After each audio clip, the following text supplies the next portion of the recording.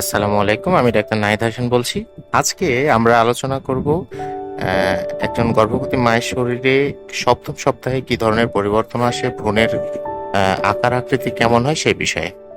তো শিশু গর্ভে খুব দ্রুত এই সময় কিন্তু বেড়ে চলে। সে এখন লম্বায় প্রায় 10 মিলিমিটার অর্থাৎ 1 সেন্টিমিটারের কাছাকাছি, এবং আমরা যদি সাইজটি বলি তাহলে এক দানা মুড়ির সমান।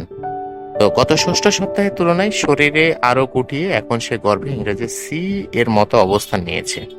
তো শিশুর এই সময় কিন্তু ব্রেন শরীরের অন্যান্য অংশের তুলনায় দ্রুত বিকশিত হয়। এ কারণে তার মাথা এখন শরীরের অন্যান্য অঙ্গের তুলনায় বড়। শিশুর কপালটাও কিন্তু বেশ বড়।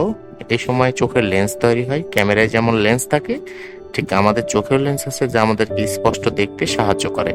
এই সপ্তাহে ছোট্ট শিশুর চোখের ভেতরে সেই লেন্স তৈরি হয়, কানের ভেতরের অংশ তৈরি হতে শুরু হয়, আবার যেখানে নাক হবে সেখানে ছোট্ট গর্ত তৈরি হয়। সব মিলিয়ে শিশুর মুখমণ্ডল তৈরির কাজ কিন্তু অনেক দূর এগিয়ে যায়। এই সময় আপনার ছোট্ট সোনামণির হাত পাও কিন্তু বড় হচ্ছে।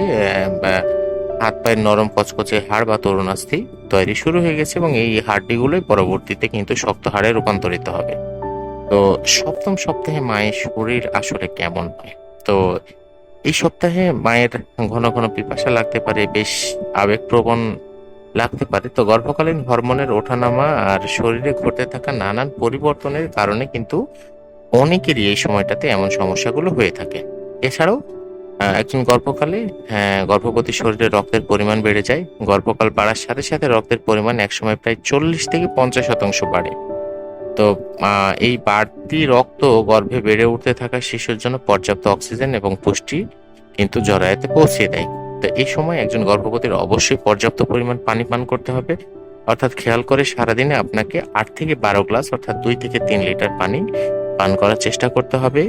আপনি যদি সাদা চাল বা আটা খেয়ে থাকেন সেটা পরিহার করুন। লাল চাল বা লাল আটা অর্থাৎ ঢেঁকি চাটা চাল বা ব্রাউন রাইস এগুলো খাওয়া শুরু করতে পারেন। কারণ সাদা চাল বা সাদা আটা কিন্তু রক্তে সুগারের পরিমাণ হুট করে অনেকটাই বাড়িয়ে দেয়, যা গর্ভে শিশুর জন্য ক্ষতির কারণ হতে পারে। তাই সাদা আটা বা সাদা আটার বদলে লাল আটা ব্যবহার করতে পারেন, যা এই আপনার রক্তে সুগারের পরিমাণটা ধীরে ধীরে বাড়ায়। তো ঘন ঘন এই সময় মন মেজাজ বদলাতে পারে, যেটাকে আমরা মুড সুইং বলে থাকি। হয়তো কখনো কোনো ছোটখাটো বিষয় নিয়ে অনেক মন খারাপ হতে পারে, বা কান্না করে ফেলার মতো কিন্তু প্রবণতা দেখা দেয়। আবার অনেক সময় অনেক খুশি লাগছে। তো আপনার যদি কোনো সমস্যা বোধ হয়, প্রয়োজনে আপনার সঙ্গী, পরিবার সদস্য এবং সহকর্মীদের কাছ থেকে অবশ্যই আপনি সাহায্য চাইতে কিন্তু কখনোই দ্বিধা করবেন না।